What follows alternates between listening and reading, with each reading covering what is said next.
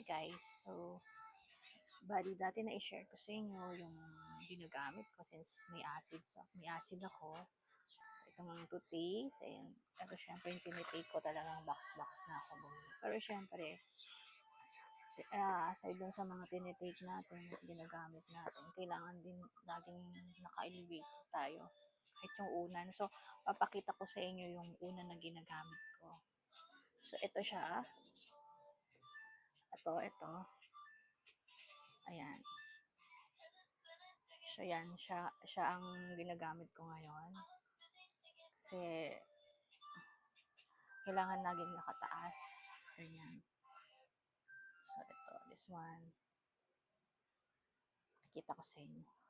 So, ang hirap talaga pag may acid eh. Parang, ayan. So, nakaganyan lang ako. Ayan.